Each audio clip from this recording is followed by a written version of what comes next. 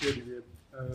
Je vais envisager ici la communauté dans une perspective microscopique en jouant de la polysémie du concept pour prendre comme objet des communautés plus ou moins structurées au sein de ce qu'on pourrait appeler la communauté littéraire, soit des collectifs plus ou moins fédérés, identifiables comme tels, au sein d'une nébuleuse d'acteurs qui partagent une grande préoccupation commune, la littérature, tout en ayant des intérêts et des objectifs distincts. S'il est des collectivités susceptibles de contrôler au mieux les discours qui circulent autour d'elles, ce sont bien théoriquement celles liées au milieu lettré. Alors, les écrivains soucieux de vivre en commun leur activité créatrice ont toujours, je crois, compris l'importance du développement d'une image groupale forte, capable de marquer les consciences.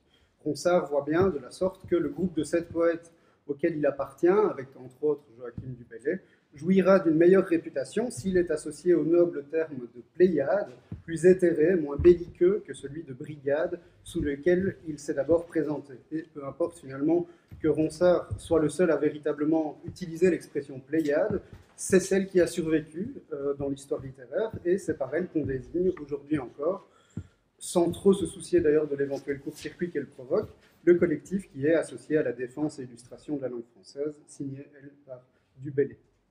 Au vrai, le seul choix d'un nom, dans le cadre d'un groupe, constitue déjà un embrayeur de fiction, puisqu'il amorce une histoire possible, feinte, fabriquée, qui ne va pas forcément se réaliser.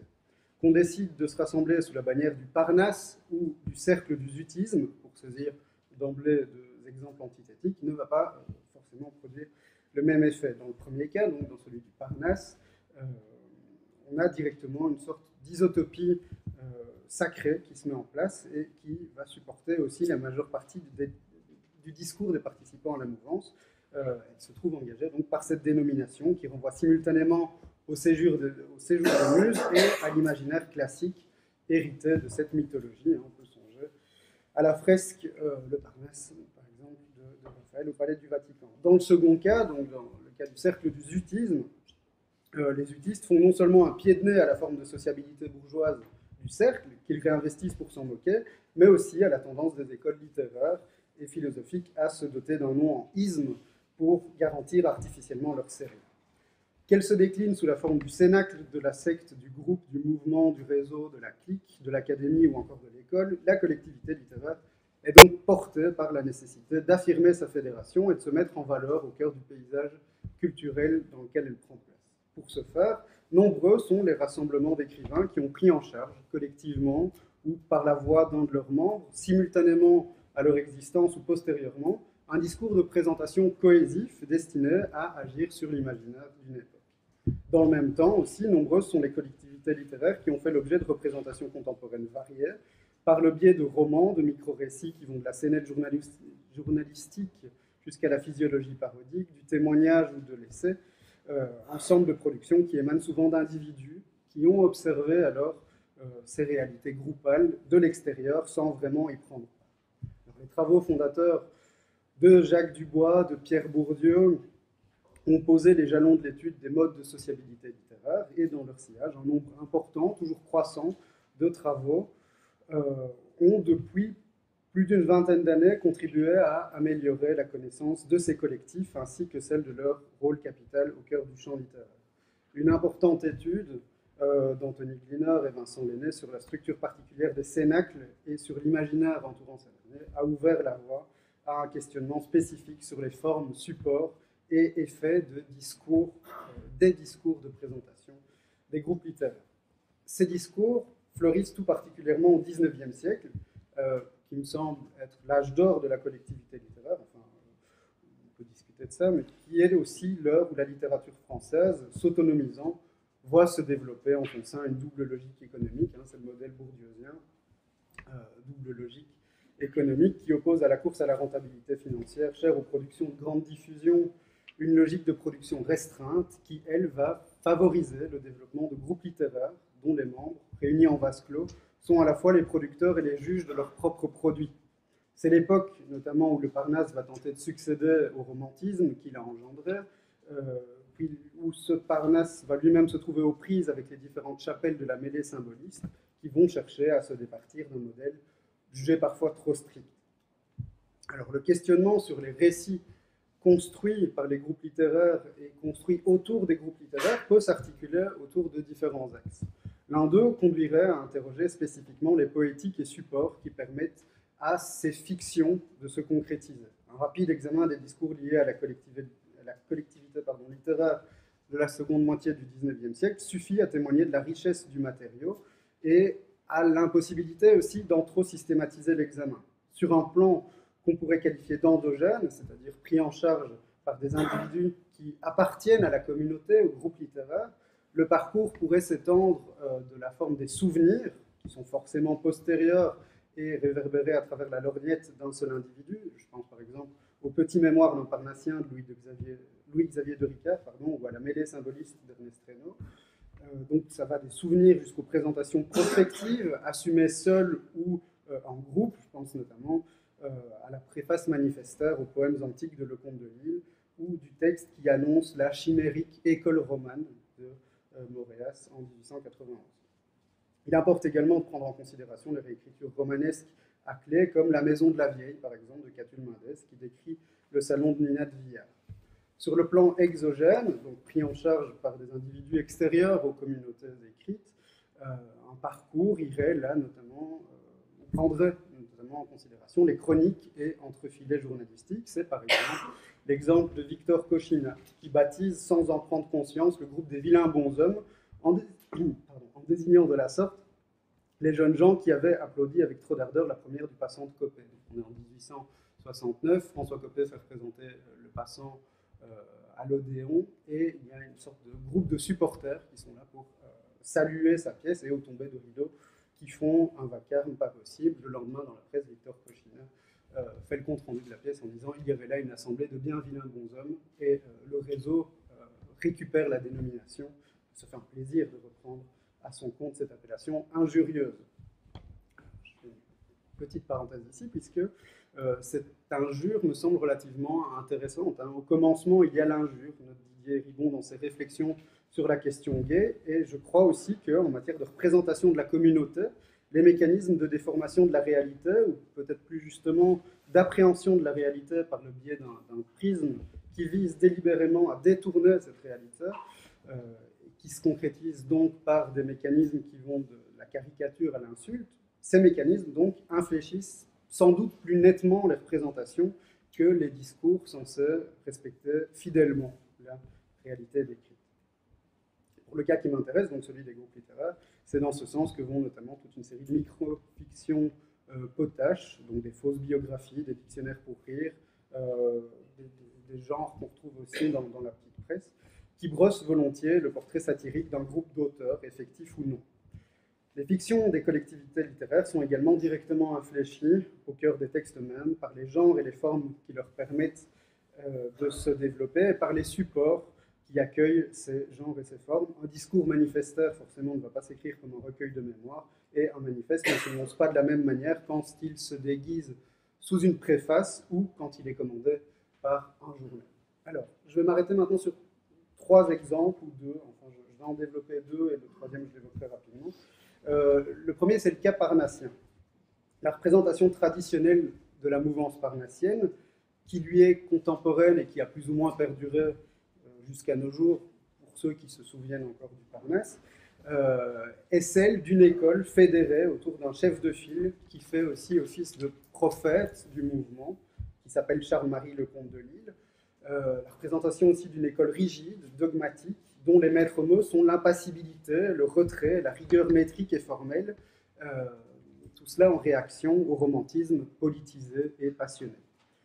Cette représentation procède partiellement du positionnement radical de Lecomte de Lisle, qui, dans sa préface aux poèmes antiques, présente des études ourdies sur les modes, je le cite, de l'impersonnalité et la neutralité, et rompt avec les maîtres romantiques fatigués d'eux-mêmes, là encore, en appelant à une communauté nouvelle. Les poètes nouveaux, enfantés dans la vieillesse précoce d'une esthétique inféconde, doivent sentir la nécessité de retremper aux sources éternellement pures l'expression usée et affaiblie des sentiments généraux.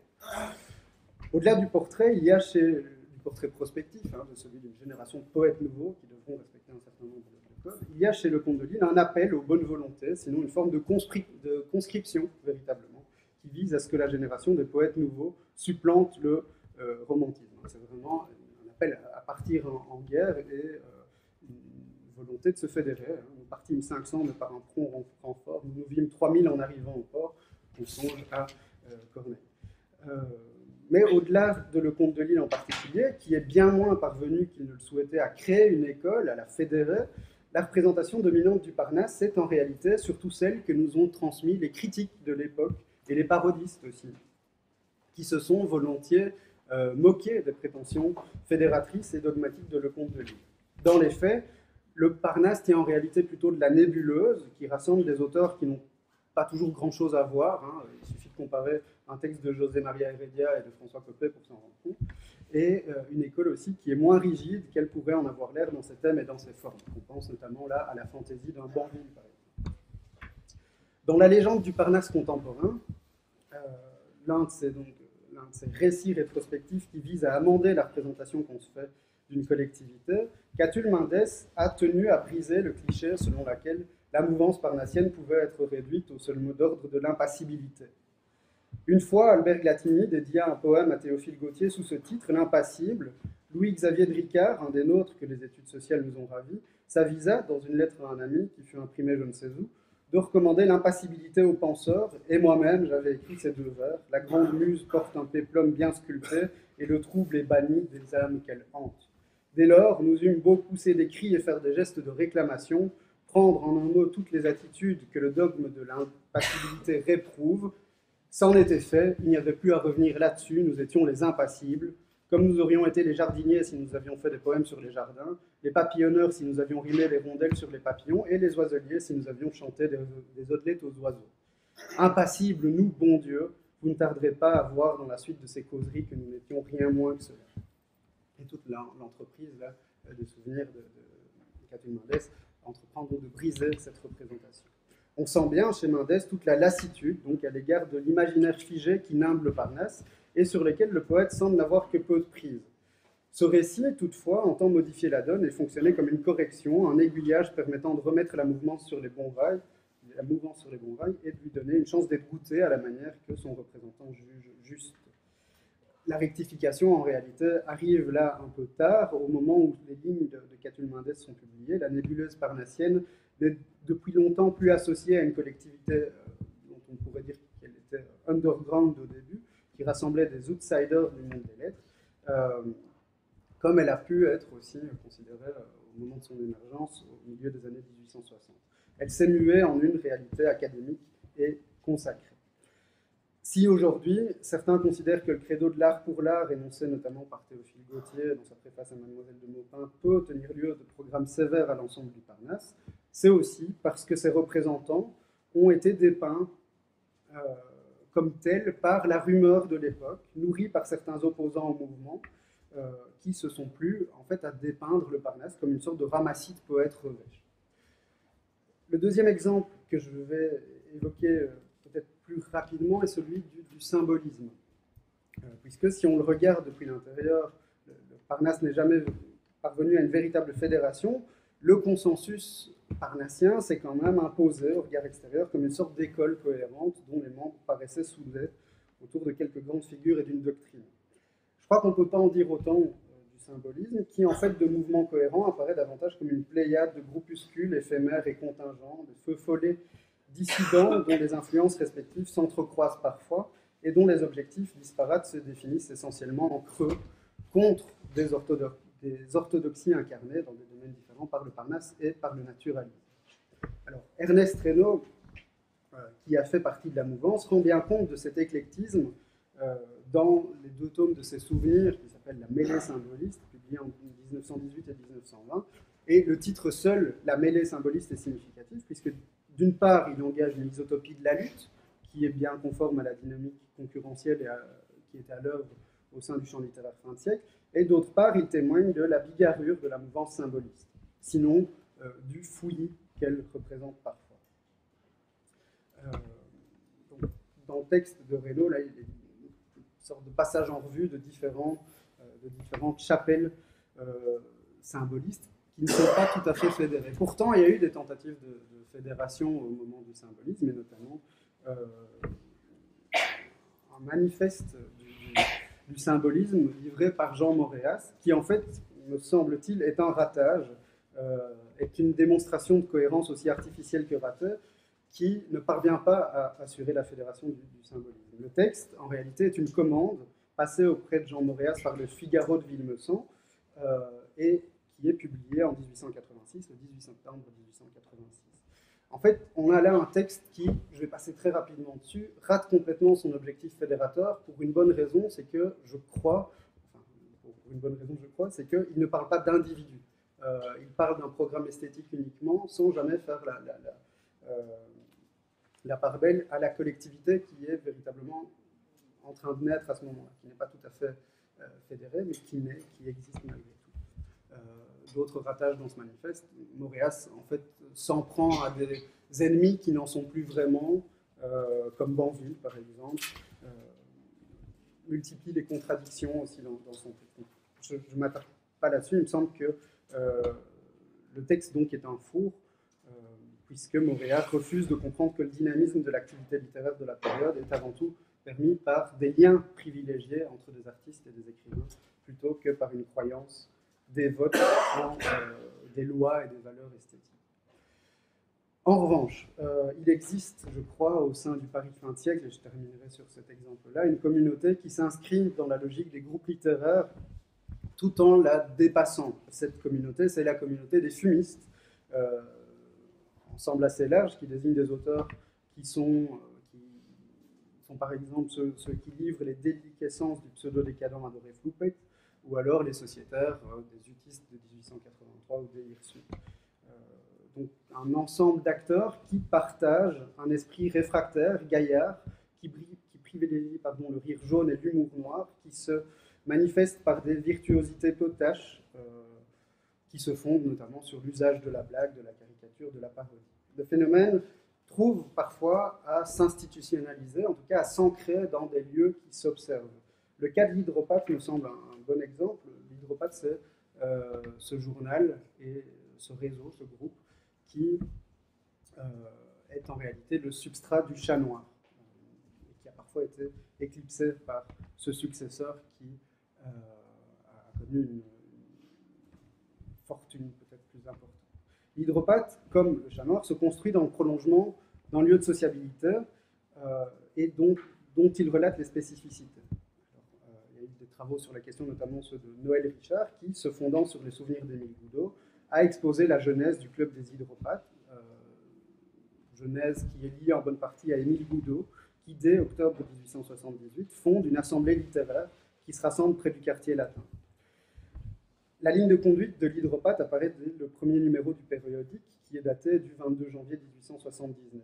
Chaque livraison, en réalité, est dédiée à une personnalité qui fait partie du groupe et dont une caricature tient lieu de couverture. Ici, vous avez le premier numéro dédié à Émile Goudot, caricature qui tient lieu de couverture et qui est suivie par une brève notice biographique et un poème dédicatoire.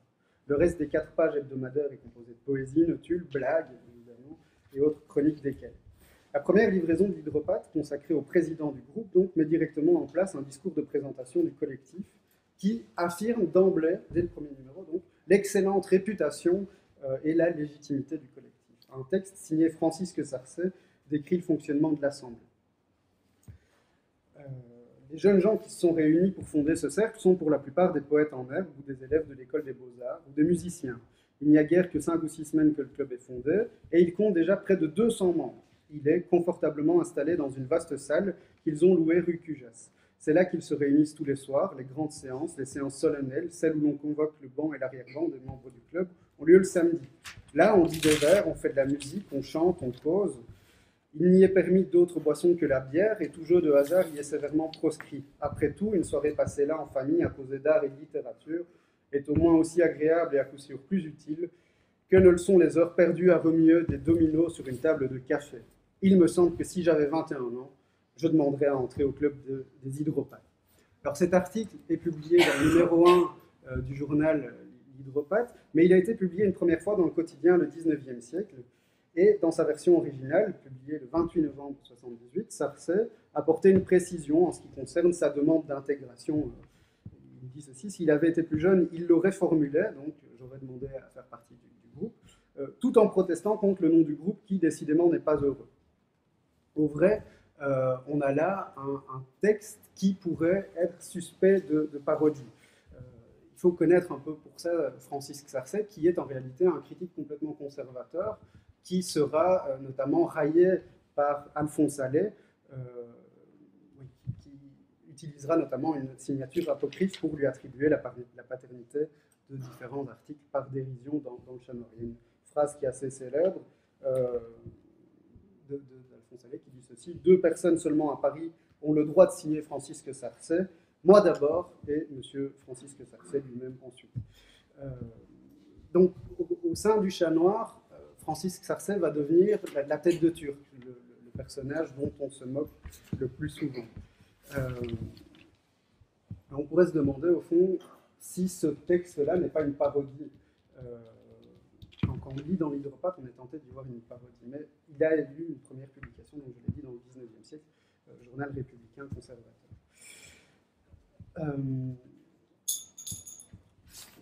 Cette chronique a été évoquée aussi dans d'autres journaux. Dans le Tintamarre, par exemple, Jules Jouy l'évoque au détour d'une pique, signalant que dernièrement, Francis Xarcet, l'Aristarque aux grandes oreilles, célébrait pesamment dans le XIXe siècle le cercle des hydropathes. L'injure placée en incise, donc l'Aristarque aux grandes oreilles, est significative d'une adhésion très relative aux propos et, plus encore, d'une adhésion très relative à celui qui énonce ce propos. Donc, que Xarcet supporte les hydropathes montre surtout que ce vieux conservateur n'a rien compris au projet, et ce parrainage se révèle du coup doublement providentiel. Sa mention dans l'hydropathe permet non seulement d'apporter sur l'entreprise un éclairage favorable venu de l'extérieur, mais elle expose dans le même geste à qui sait lire l'esprit indiscipliné du périodique et de ceux qui y contribuent.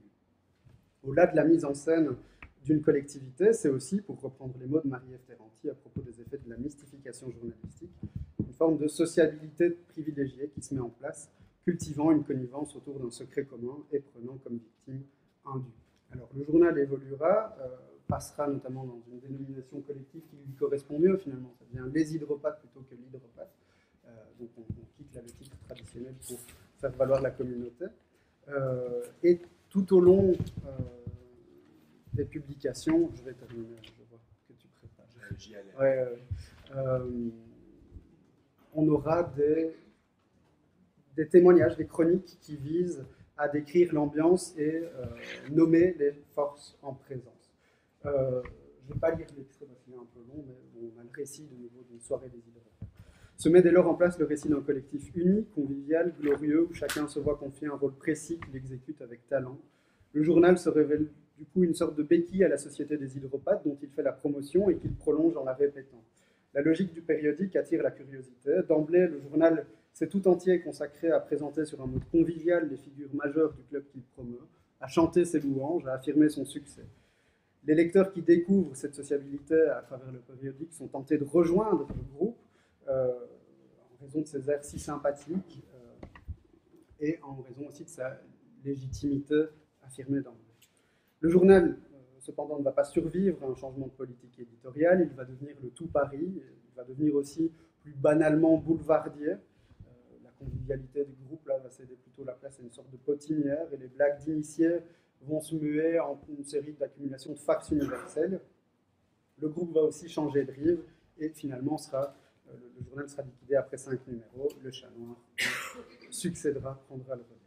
Donc on le voit avec ces exemples de nature différente, les groupes littéraires ont au cours du XIXe siècle développé avec plus ou moins de succès une série de stratégies qui visent à affirmer leur cohésion, à favoriser leur émergence au moyen de récits mettant en scène leurs acteurs, leurs habitudes, leurs faits d'armes, leurs objectifs. Le phénomène se prolonge tout au long du XXe siècle, du surréalisme à tel quel, en passant par les stratégies de certains réseaux éditoriaux, ça va de Minuit à 13e Note par exemple, et du reste, le phénomène n'est évidemment pas cantonné à la sphère littéraire, au domaine littéraire, comme en témoignent notamment aussi les autorécits collectifs des crews de rappeurs. Exemple parmi d'autres. Ces zones discursives révèlent des invariants stratégiques, des étapes clés qui vont de la dénomination du groupe à l'articulation d'un programme convivial qui s'articule aussi à une charte esthétique ou un programme esthétique, ensemble d'éléments qui contribuent aussi à l'exceptionnalisation de la figure de l'écriture.